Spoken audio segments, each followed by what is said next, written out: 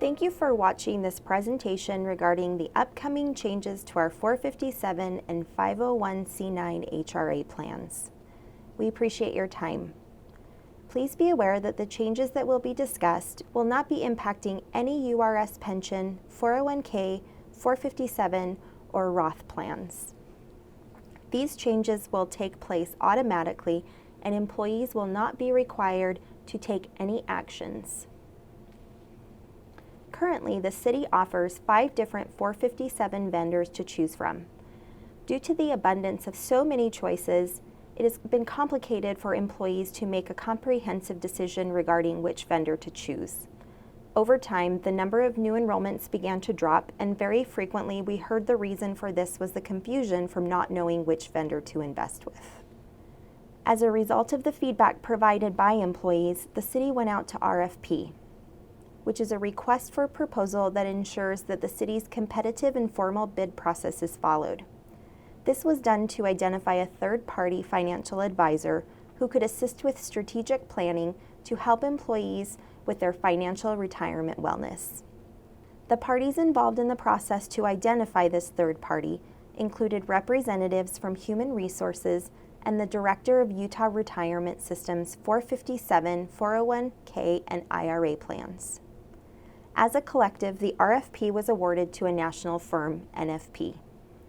The goal set for NFP was to assist the city in reviewing their current provider options and fees while helping employees to better understand and better plan for retirement through many facets, including assisting with identifying a robust platform, providing financial advising to participants, and delivering education to employees throughout the year. In 2016, an RFP was conducted to identify a robust platform that would allow employees to be more educated savers. It was a must to also have a user-friendly system to cater to the diverse population of Salt Lake City employees. Finally, as employees were the ones who invested their dollars into the non-URS 457, it was necessary to offer all of this at the best possible fee rates. To ensure the best was being considered for our employees, the Benefits Committee was involved in this RFP process from start to finish. A representative from each of the 3 unions and voting members of the Benefits Committee participated to help identify what should be considered and offered to our employees. These individuals also serve as the group of trustees to ensure that the plan is being appropriately managed. The team worked together to ensure an appropriate vendor was chosen not only for the 457, but also the 501c9 award. While the details of the RFP cannot be discussed, we encourage our employees to connect with their Benefits Committee representative to get a better understanding of why the consolidation was needed and awarded. Please note that the upcoming HR Quarterly newsletter will showcase our current Benefits Committee members. The 457 contract was awarded to Empower due to its robust and user-friendly online system that brought in the totals from other accounts, such as health savings accounts and Social Security earnings, which really impact the overall savings that an employee should include when considering their needed retirement. The platform was also user-friendly and included many of its easy-to-use features on the homepage. Empower was also able to show that it was the better record keeper. However, the biggest reason that the contract was awarded to Empower was due to the cost savings that would result in lower fees paid by the participants, our employees. The 501c9 contract was awarded to EBC, not only due to its lowered fee rates, but also because of the many conveniences that it would provide to its users, such as a user-friendly online system, record-keeping ability, and the option to use a point-of-service debit card. As your benefits team, we're your first defense for questions. We can address your questions, and if we can't, we will get you in touch with the appropriate parties to ensure that you are taken care of. However, the one thing that we can't legally do is provide you with financial advice. As such, we are involving the third party that was identified and selected by your benefits committee, the individuals who represent you, to assist and provide you with financial planning and advice. Please stay tuned as Jared Benson from NFP explains the methodologies resulting in the selection of Empower and EBC, what will occur, and what you should expect during the transition that will automatically take place in the month of December. So I am Jared from NFP. Jared, does NFP stand for anything? I'm glad you asked. It doesn't. It used to be National Financial Partners, but we do a lot more than financial consulting too, so it just sort of became NFP. It's like IBM used to be International Business Machines, but they do a lot more than business machines, so they just stuck with the IBM and got rid of everything else. But that's NFP, so National Financial Partners. And we are not Empower or Voya or ICMA or Nationwide or the URS. We're a separate third-party consultant whose job it is twofold, really. We have two lines of service that we provide to the city. The process that you're about to see is really a process that probably started a couple of years ago in hiring a consultant or going through a consultant RFP that we won, and then the first item of business after that was this record-keeping RFP to determine whether or not the current model, the 5 different service provider approach was still appropriate. So we're now toward the tail end of that and wanted to make sure that everybody felt comfortable with what was happening, when it was happening, and really why, and then what to think or what you could expect moving forward. So this slide probably should have Nationwide, Voya, ICMA, and Empower right here, and Empower down here, because as we went through this bidding process that we'll talk about in a second, really I want to make sure everybody is aware, number one, that everything is consolidating to Empower, but two, that it wasn't merely a let's pick the one we like the best out of the current 4 and consolidate everything down to there. There was a serious bidding process that occurred as a result of this that we'll show you in just a second. The other thing I want to make sure everyone is aware of too is that the city has partnered with EBC on the 501c9 HRA plan. So this is the retiree medical reimbursement plan that you currently have that's custodied at Nationwide. Is now going to be moving to EBC to create kind of an integrated retirement plan experience, which we'll show you here in just a second. So a little more on the RFP and why the change and what was kind of the impetus behind the change. With all things finance, it's important to know that the more money you have, the less you pay in fees. It's called breakpoint pricing. And this is true whether you're talking about an individual IRA that you opened up at your local credit union, or whether you're talking about a 457 or a 403B, 401k plan on a group chassis. It's called breakpoint pricing. So the larger the account balance is, the more buying power you have, the less you pay in fees. And so there was this idea that if we were able to consolidate the assets from all the different outside players, outside of the URS, into one, would it increase the city's buying power and allow us to take advantage of breakpoints and pricing that we could pass on to the individual participants to enjoy? And so that was the first component of this RFP is, can we partner with somebody that could lower the fees substantially? 2, is there somebody that could enhance the investment opportunities available to the participants? And then 3, enhance or improve the participant experience. And I want to point out this is lower fees and enhance investment opportunities and improve the participant experience. And if we couldn't get somebody to do all 3, then there would be no purpose or no reason to make a change. Right? There would have to be an improvement all the way around without the need to sacrifice one thing or another. And luckily we were lucky enough to find somebody that was able to do that. And so there were, various service providers responded to the RFP. There were 14, including the 4 incumbents. And each of the incumbents was asked, or not asked, but required, if they wanted the business, to provide a response and to do so as if they were wanting to win this business, right? So we weren't okay or comfortable with the current model on all 4 of them. We wanted them to know that we're consolidating the assets and we're expecting a higher level from each one of the bidding service providers if they were to win, including the incumbents. And all of them did provide a response, including 10 others. And they were evaluated based on their record-keeping capabilities, their technology services, their communication materials, compliance, investment management, and costs. And those 14 were whittled down to 5 that became sort of finalists that were interviewed by the selection committee. And the selection committee was made up of the benefits committee and members of the different bargaining units and members of the different, divisions or I keep forgetting this word, but the different departments, thank you, in Salt Lake City.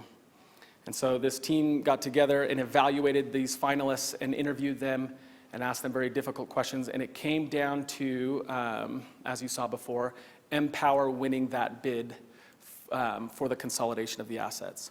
And so we'll talk about how Empower is going to lower the fee, or how this change is going to lower the fees, enhance the investment opportunities, and improve the participant experience. First is the fees. So fees are critical, right? Because they erode your retirement plan over time.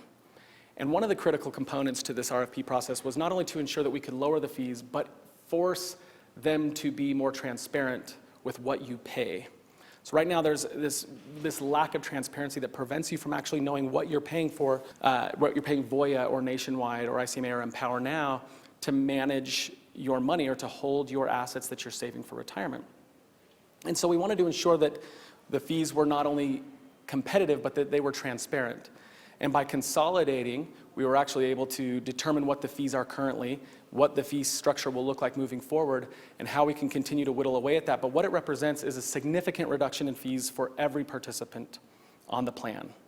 Whether you're with Nationwide, ICMA, Voya, or the current Empower, this will be a significant cost reduction to you. And when I say a significant cost reduction, I mean about 75% of what you're currently paying is what you could expect to pay moving forward.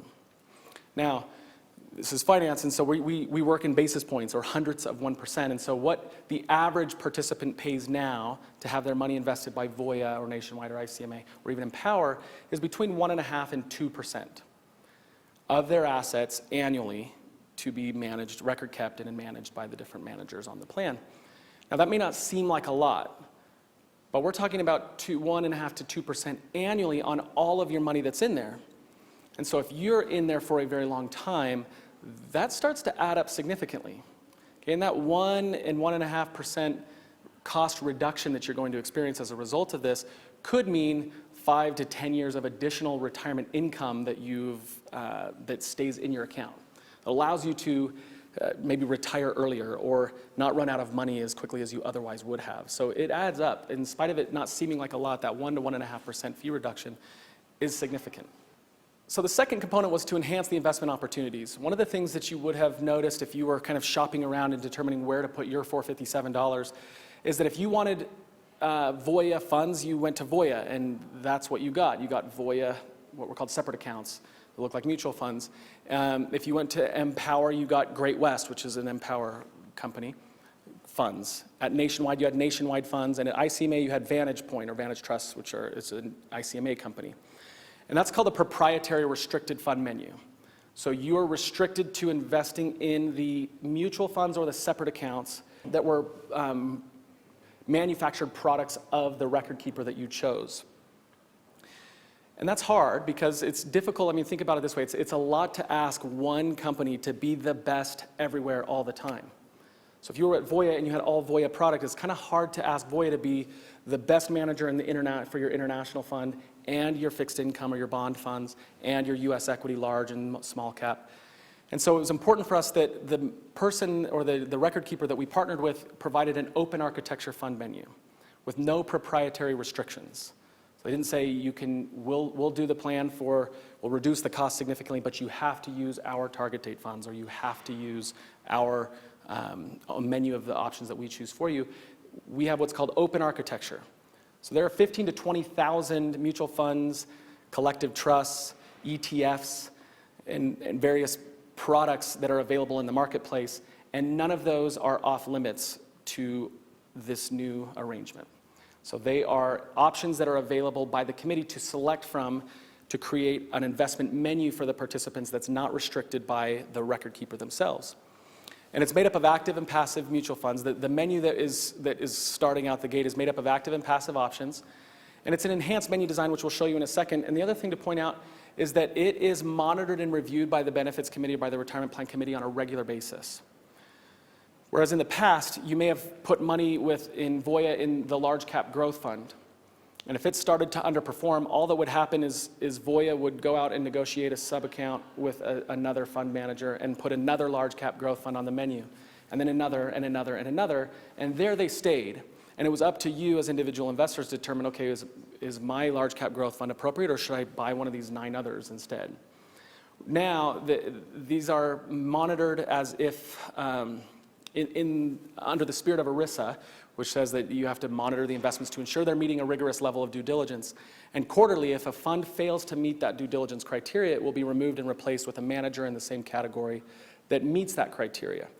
What this means to you is that as investors in there, you're putting your retirement plan, your hard-earned money, and you're saving it in your 457 plan, you can be ensured that the mutual funds that you're putting your money into are not just mutual funds that were selected 10 years ago and there they've stayed put ever since. That it's a dynamic benefit that is being monitored on your behalf on a regular basis to ensure that it's meeting that due diligence criteria. And if it doesn't, it would be removed and replaced, and there's nothing really you have to do to take advantage of that. It just kind of happens for you. Looks like we have a question. Sorry, was it me? No, yeah, you, sorry. Sorry, I had to look, right? Yeah. So you're saying that our HR benefits team will be charged with moving our funds around if it doesn't hit a certain criteria that they themselves have set? That feels like it's not really taken into account my personal. Yeah, that's a great question. So the question was, is the HR team determining where to put your money? And the answer is no. There's a committee that evaluates the investment options to ensure that they're meeting a due diligence criteria. Now, this isn't new. This happened before. But what happened before is that a fund would fail and it would be placed on a watch list. And there was no way for you to determine whether or not a fund was on a watch list. It just was there, and there it perpetually stayed on the watch list forever and ever. Now there's actually elimination criteria. So what the committee has done is created what's called an investment policy statement that defines how to add, monitor, and delete investments from the lineup based on several criteria. And as long as the manager is meeting that criteria, they'll be able to stay on the menu. Now, you as an individual investor, what that means is when you log in, you have 25, 30 different investment options to choose from. It's one of their responsibilities to create this menu for you. Before, that menu was restricted by just the product that was available on Voya and Nationwide. You just got everything that they offered. So it might have been a little bit bigger. There was like 100 options on Voya, maybe 45 options with ICMA. Some of those were doing great, some of them were doing poorly. And the only way for you to know is if you had the time to sit down and evaluate this. The Benefits Committee has whittled it down to enough options for you to fully diversify just like you did before. There are no asset class categories that aren't covered like they were before. So if you were in an international fund, it's not like they're saying there's no international fund that meets it. Sorry, we're going to move your money somewhere else. It's just that rather than, in fact, I can show this to you. Oh, this is where we struggled last time.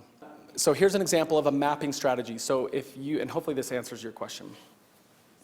And I know you can't see this. I'll explain to you what you're looking at here. What you're looking at is what's called a mapping strategy. So if you had 25% of your assets in US equity, 25% in international equity, 25% in bonds, and 25% in cash, with any of the service provider record keepers prior, you will maintain that same strategy moving over to Empower. You'll still have that asset allocation, the 25% in US equity, 25 international, 25 bond, 25 cash.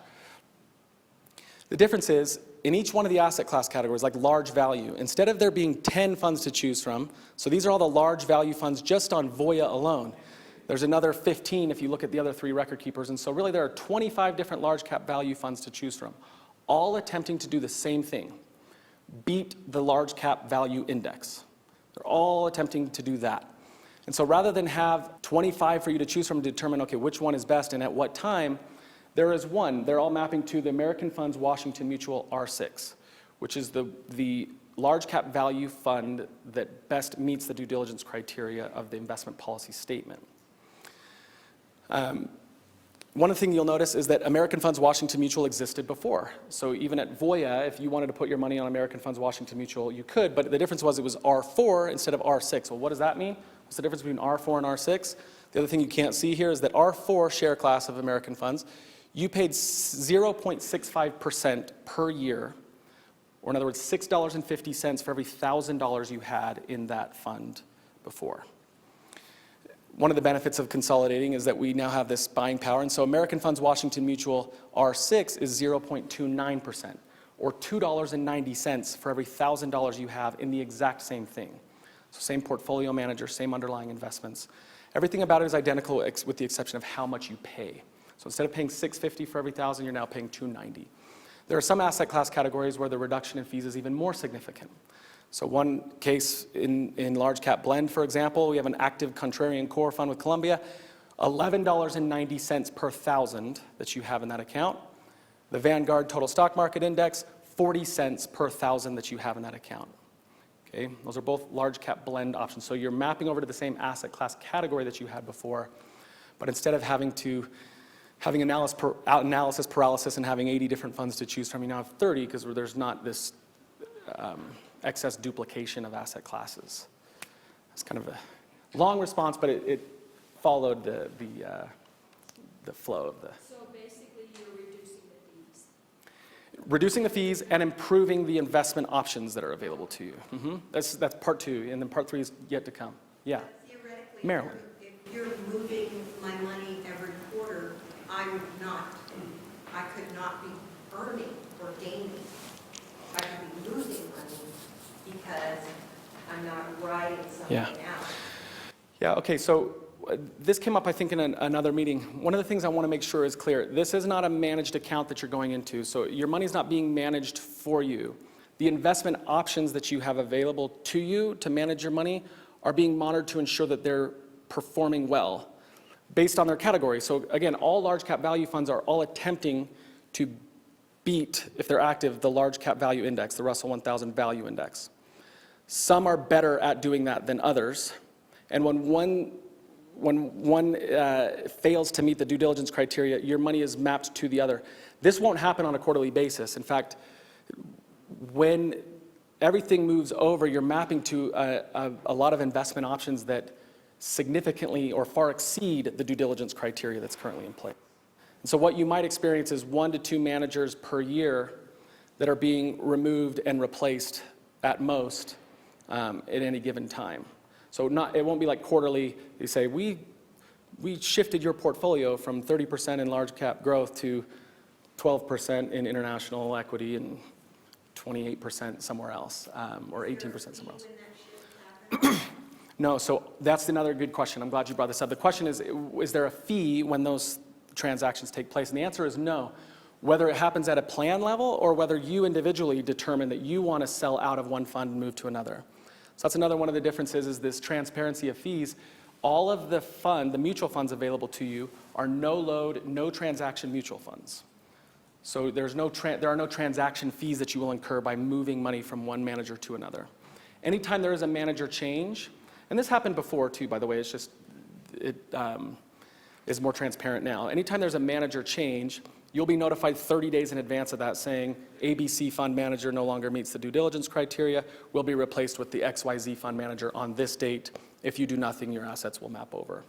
And there are no transactional fees associated with anything like that. But sometimes you would get a prospectus of that new fund. Yep, with that notice. Yeah, so 30 days in advance, you'll get a notice that says this is the change that's taking place, and you'll be able to go out and see the prospectus associated with that. Thanks, Marilyn. That's a great question. Yeah. So basically, I'm just going to jump in really quick. One of the other clarifications that I want to make is with both the trustee, the vote, and the benefits committee, these are comprised of individuals representing each bargaining group and departments. So on the benefits committee, of the 15 people, only 3 of them are from benefits. On the trustee group, of the 5 individuals, only 1 of them is from benefits. And so each group is represented, and each department is represented. So it actually has to be the whole that decide, a quorum that have to decide. So on the benefits team, we're just a small bit of the big picture. We're asking all of our representatives to help us with this process. So with that, Carolyn, why were we not told prior in the process that, oh, this great thing is coming your way? It's kind of like an old boyfriend whipping my purse. So we've been discussing this for the last 2 open enrollments that I've been at. I've delivered the message along with Jody Langford and Trent at all of our open enrollment meetings for the last 2 years. So when we went through the RFP process, also our benefits committee members were a part of it, and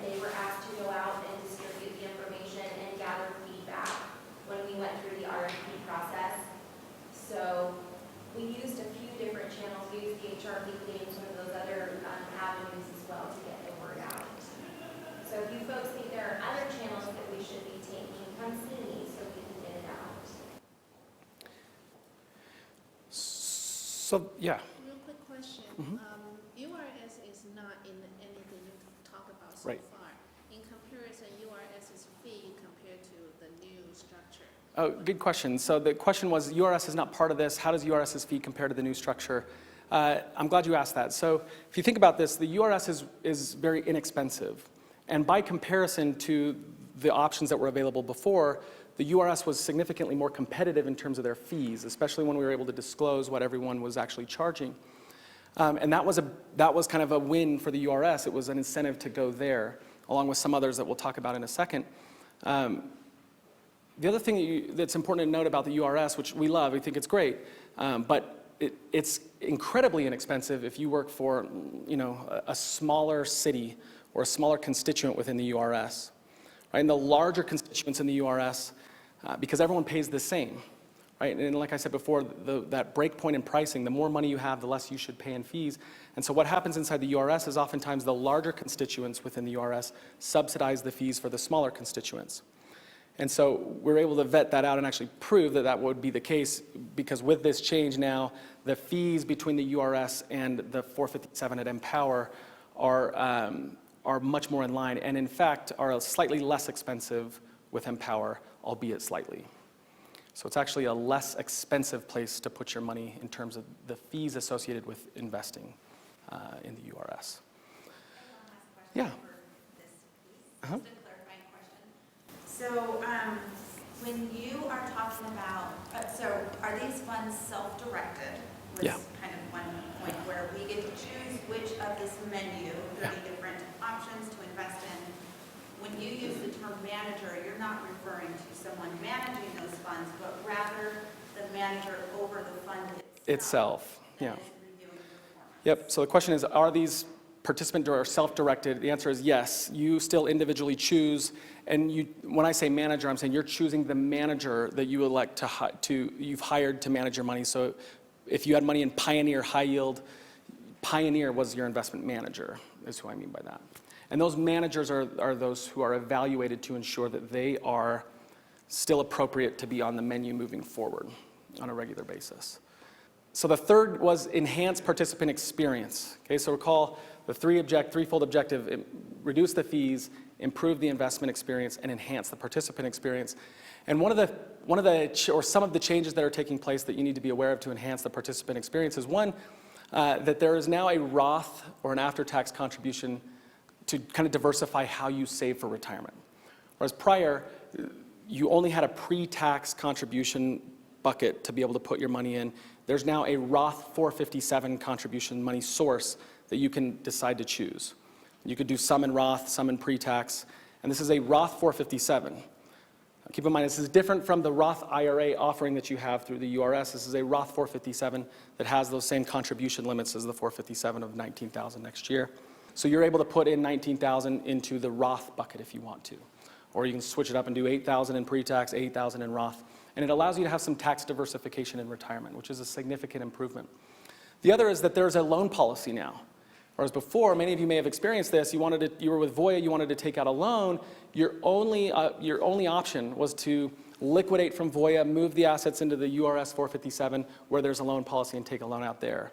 That's no longer the case. With Empower, there will be a loan policy as well that prevents you from having to liquidate from one, moving to another, and wait to take out that loan. And then an enhanced online tool, which I'll show you in a second, that really helps kind of provide a more holistic view of your overall retirement picture. And then here, the bullet point says a phone number. Really, the point we want to make there is access. So you have access now to services that you didn't prior have access to, which we'll talk about in a second with NFP in the services that we provide. We've talked a little about this because most of you are employed currently and are not likely getting reimbursed for medical expenses post-retirement. But the 501c9 plan with EBC, there are other improvements there that you should realize or experience when you retire. As opposed to having to come in and fill out nationwide paperwork to request reimbursements for medical expenses like you did with Nationwide, there's now a prepaid debit card for claim payments similar to what you have with your Health Equity HSA, or a web portal claim submission that makes it significantly easier, more streamlined to request reimbursements in retirement on your medical expenses. And then in addition to that, an integrated experience. Yeah, question up front. Yep.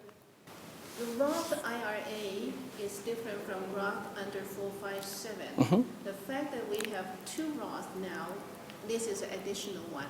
Is it to take the benefit of larger amount that the government allows you to put aside with after-tax money? Yeah, it's twofold. So the question was, is the idea behind adding a Roth there to allow us to contribute more to a Roth source than we were before under a Roth IRA? The answer is yes, but also just to help maybe simplify your overall retirement plan picture, right? Like the other is when you invest money in an IRA, that's an individual account. It's an individual retirement account, IRA. And back to what we said in the beginning, you're kind of on your own to reach that break point in pricing.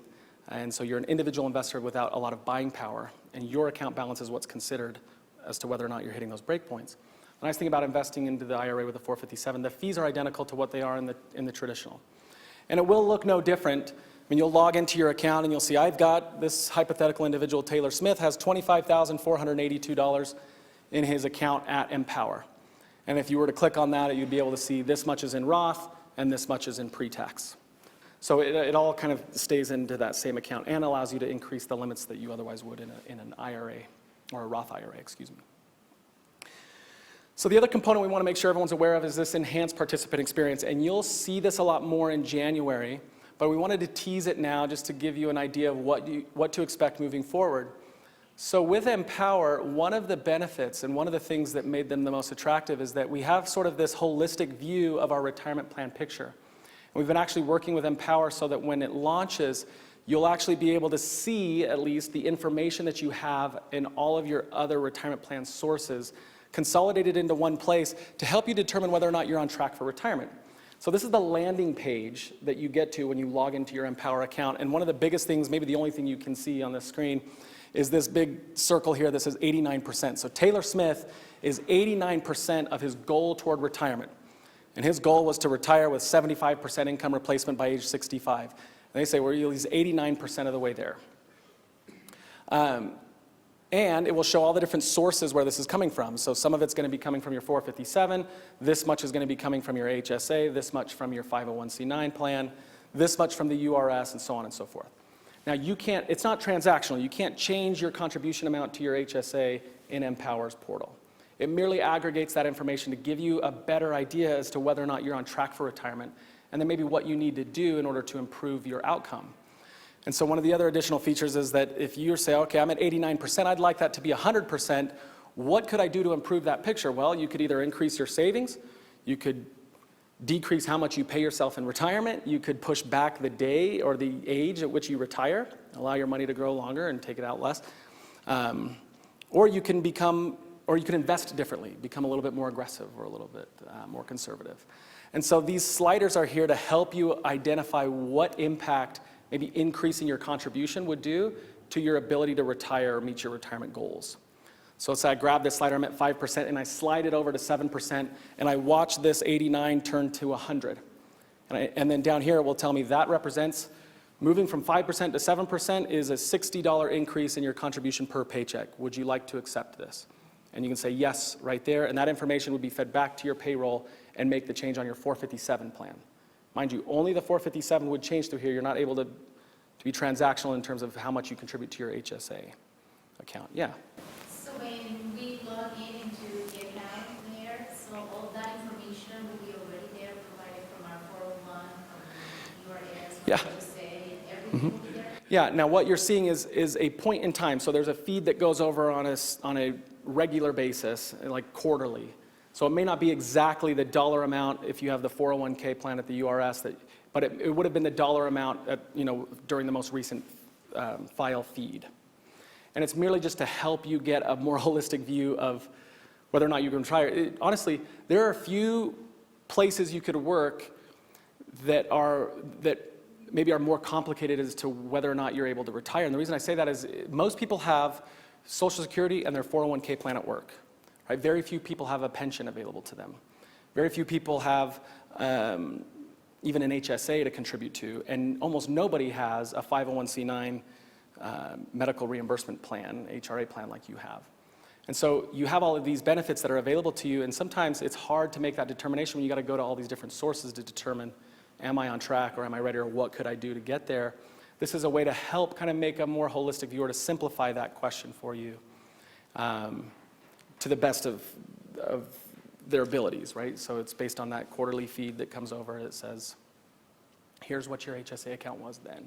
And it may not mirror exactly, but it will be within a quarter's. And our goal is to have that available when the product goes live, but it might be available shortly after it goes live. But the goal, it will be there. And the 501c9 plan will, and it will be more than just the quarterly feed. It will be updated more regularly. So does that determine your age? I mean, does your, like, Social Security, that would be, do you implement that too, where you are right now? This is where you are right now. Yeah, so the Social Security component in there is based on, If you wait till you're 60, yeah, so if you were to take the age thing and slide that over, that Social Security component would increase. So it uses behind the scenes the Social Security short calculator that helps come up with those. So is it accurate? Within a degree of accuracy. So it would be if I was, this is me now, or is it me when I'm 62? It's you when you're 62, or in this case 65, and if you slide out to 67, it will show in today's dollars, but at that time. Okay, so if I retired earlier than 62, then that component is not even going to be registered, or will? So it would. The other thing, the question is, if she retires before age 62, before being eligible to receive Social Security benefits, would that even register on this calculator? It probably would on this front page. We'd have to test it to see what would happen. But one thing I will say is that this is the front page. If you were to click on this, there's actually even, this shows kind of your accumulation phase. There's also sort of this decumulation phase too that tells you from age 60 to 62, these are the sources where you're going to be pulling money from. And so the amount you'll pull from your 457 will be higher. And then at age 62, if you started taking Social Security then, it would decrease, and then you'd see another little different colored bar on top of that said this much of your income is going to be coming now from Social Security, so you reduce how much you take from your 457. And it helps you really determine when to pull from what account. Now, it's not giving advice there. It's not saying, okay, your tax situation was more favorable this year to pulling out of your Roth account. It doesn't know that much detail about you, but it knows how old you are. It knows how much you make. It knows how much you're contributing to your retirement, and it knows where you're invested. And with that information, they can get a pretty good picture of what your income would be in retirement and how much of your income you're replacing. Yeah. So I have a question. You mentioned that, some of the fees are depending on how much money you have, right? In your account? Or is it Yeah. based on that? Not individually. I mean, fees in general is what I meant to say.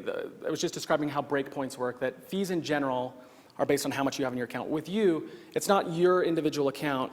You get economies of scale, the buying power. The aggregate sum of all of the 457 plan assets is what gives us the negotiating power with Empower, not necessarily your specific account. The reason I'm asking is because when the city switched to the HSA account, and they transfer from the old account to the new one, I don't know if there were several employees, but I know myself, I got charged some fees because I didn't have enough money until they transfer, my entire account into the new account. Yeah. So I don't know if that's going to happen the same like this one. No, so it won't, and I'm not sure exactly what happened there on the HSA, but the question was, nobody will be paying anything different than anybody else on this. So HSAs are individual accounts. Like with Health Equity, when you retire, if you leave the city, you could actually continue to contribute to your Health Equity account as long as you have that qualified high deductible health plan. Yeah. You can continue to that, contribute to HSA. The only qualification to contribute to an HSA is, do you have a qualified high deductible health plan? So not whether or not you work at the city. So if you were to leave the city and go work somewhere else, and they had a qualified high deductible health plan, and they had their HSA through Optum, you could still put money in your health equity HSA. It's an individual account is really all I want to say, but I don't want to complicate it. What if you retire, you can't? No, because you don't have the qualified high deductible health plan anymore. That's the caveat. So I don't want to overcomplicate that. I just want to say that the HSA is an individual account, whereas this is a group contract. And so the fees are based on where you decide to put your money in those investment management expenses or the expense ratios on the mutual funds, and then the record-keeping expense, which is the same for everybody.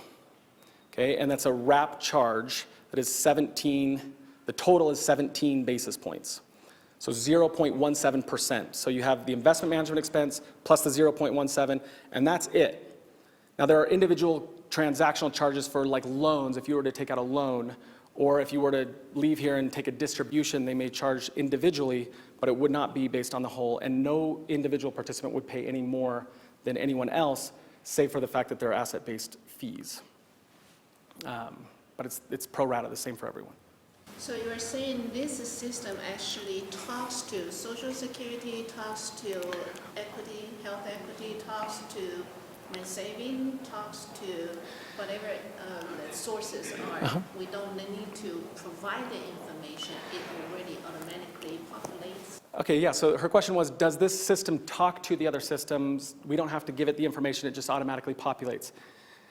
The answer is the other systems will talk to it on a regular basis, on a quarterly basis. So health equity will push this information over on a quarterly basis and it will be in there.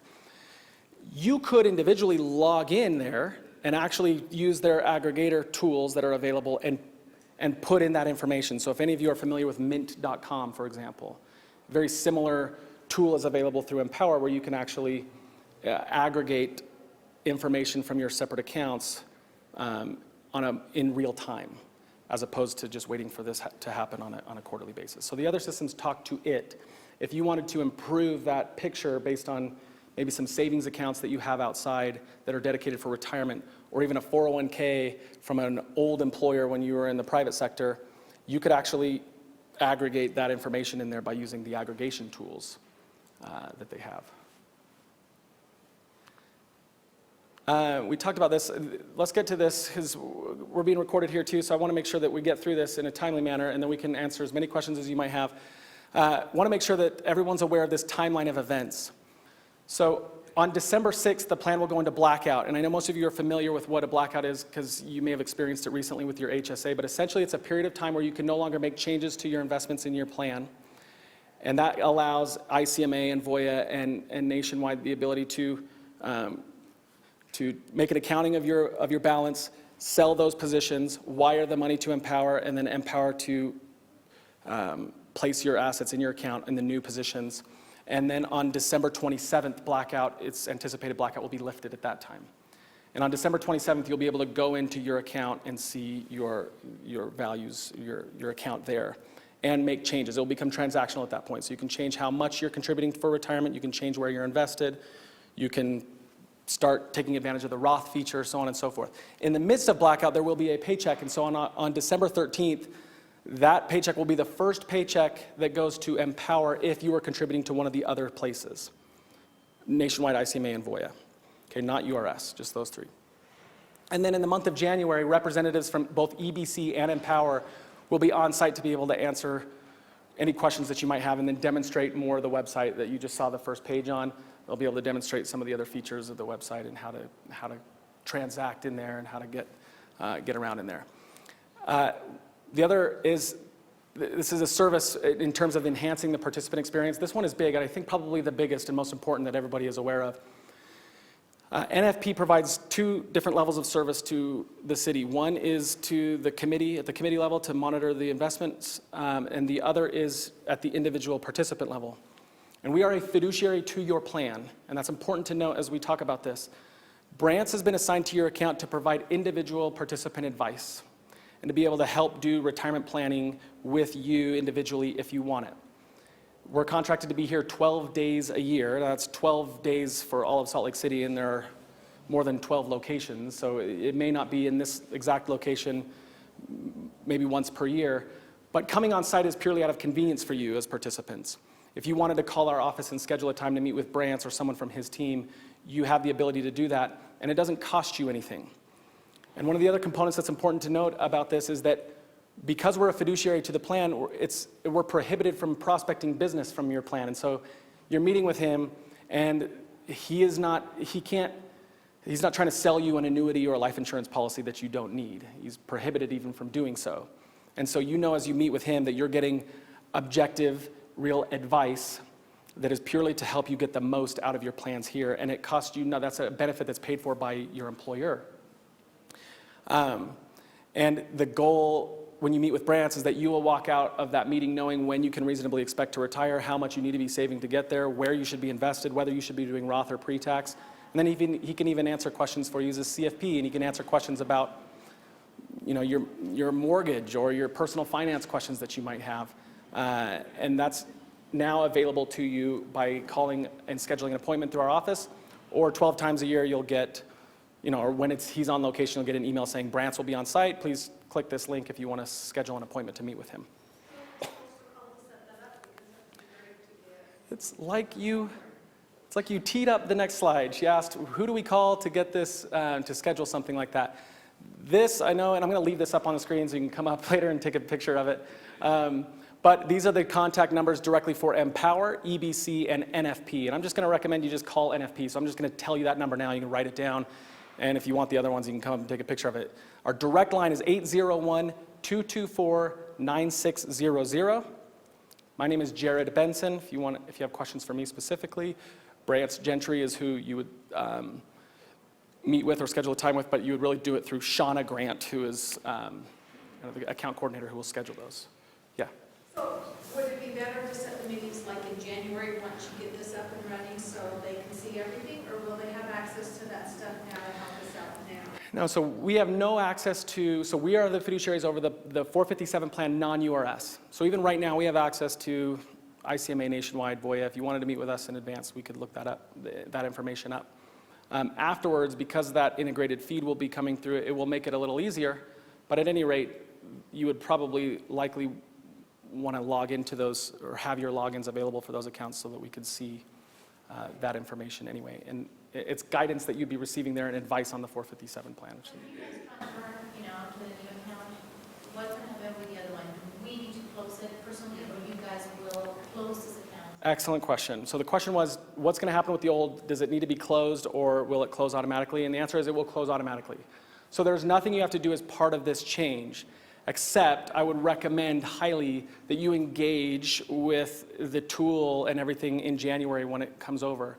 It gives you an opportunity to reestablish your beneficiary and to see the new tools and features available on the site, and then formulate maybe some questions to ask for Brantz when you can schedule an appointment with him to meet individually. We definitely want you to be much more engaged with this tool than you have been in the past, because it will definitely provide a more kind of holistic view. And we hope that everybody takes full advantage of the opportunities that are available to you moving forward. Look, I love what I do, and the thing I love the most about it is I'm traditionally, as long as the market is doing well, then it's good news. But my point is, like with any other benefits, like your health and welfare benefits, healthcare costs are going up dramatically every single year, and so every year your benefits team has to work hard to try to figure out how they're going to absorb this increase in healthcare expenses each year. One thing I like about being on the finance side with 457 plans is that the bigger this gets, the less you would pay in fees. And so and the more features that become available, and the bigger benefit it becomes for individual participants. And I love being on that part of it where I'm not having to come and sell you on a cost increase. I'm telling you, this is great. Everyone should have a much better experience as a result of this change. And I want to say that the committee involved in making this decision was very, very deliberate. And we're definitely excited to roll it out. So I will stick around if you have individual questions, but anything for the group? Yeah, Marilyn. I have a question for Carolyn. If we have accounts at the state now, can we transfer our money into that prior to the blackout? Non-URS, Uh-huh. you can. The best thing to do is, you can do it now if you want to, or you can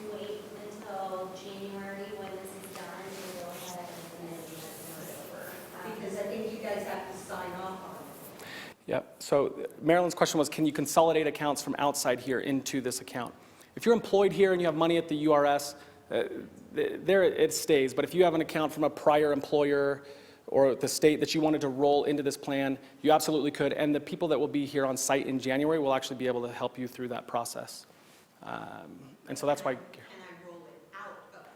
Yeah, so once you've had a distributable event, so if I was working for a company in the private sector and I had a 401k plan there and it had $50,000 in it, and I've terminated employment, I've now satisfied a distributable event. So I can move that, I can roll that money anywhere I want. I can put it into an IRA, I can put it into my 457 plan, and that money will stay as a rollover account. So you've already satisfied that distribution requirement, and so if you decide 5 years later, you're still working here, but you want to put that money into an IRA, you absolutely can. You've already satisfied that distributable event. Yeah. So people like me who don't have any money outside of URS, except 501c9, of course, was with Nationwide, so that would be the only portion impacting people like me. Correct, yeah, so for those outs with all of their money in the URS only, the only portion of this that will impact you is the Nationwide to EBC change on the VEBA. What was the VEBA, the 501c9 HRA? It's called VEBA Trust with Nationwide, but it's not called that now, EBC. The second question is, if I am with URS or everything else, can I still take advantage of the Roth with 457 here? Yeah, so she asked, could you take advantage of the Roth and the 457 if you're with the URS now? The answer is yeah. So you're employed here. You have access to this Empower plan if you want to start contributing here. So even if you've been with the URS and you decide, this one actually finally seems more attractive to me than what it looked like before, I want to start contributing there, you absolutely can. Now your limits, the statutory IRS limits are such that you couldn't put 19,000 in your 457 at the URS and 19,000 in the 457 at Empower. So you can start contributing here for the first time if you want to, and those limits would be aggregated to determine whether or not you've reached your maximum for the year. The 457 has a much bigger limit than Roth. So even I Yeah. satisfy, I fulfill, maximize the Roth. Your Roth? URS, I can still have Roth In here, yeah, because it's a Roth IRA at the URS, whereas this is a Roth 457, and you could do both and have those limits, non-aggregate, those are two separate things.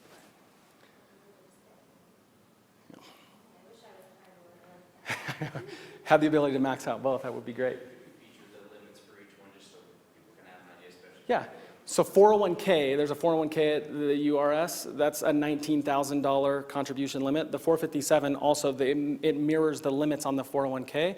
The difference between, you're lucky in the sense that you have a 457, most people don't have this. Those limits are separate from one another, and so you can contribute 19,000 in the 401k and 19,000 next year in the 457 plan as well. And this comes into play if you're nearing retirement and you have like a large payout on accrued sick and vacation, for example.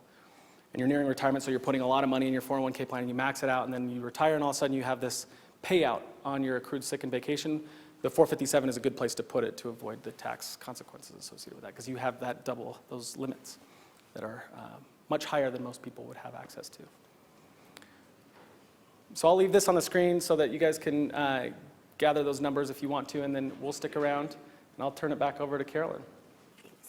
I think this was a very good group to record. Thank you for the technical questions that we got. I think those were really good for folks to be able to hear, and then having the folks with the knowledge asking those specific questions. So the one thing that I would definitely encourage is this is an opportunity to get the financial planning advice if you want, and so you can schedule that appointment with NFP.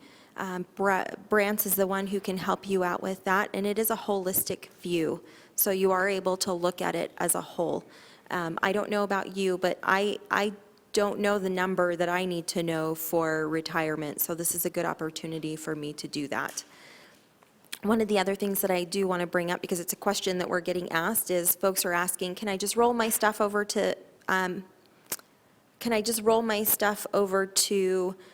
URS? If you choose, you can do that.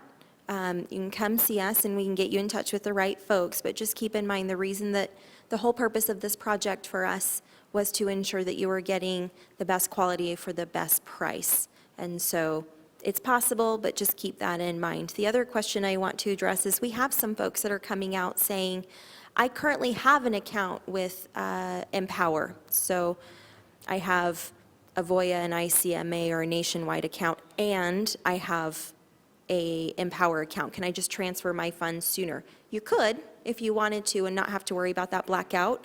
Come see us, and we'll get you in touch with the appropriate folks so that you can make those decisions as needed. And then on that HSA, come see me, because those fees should have been refunded in August. So come see me so we can confirm that happened. So thank you for your time. And then we so appreciate your questions. We'll be here if you have any further ones.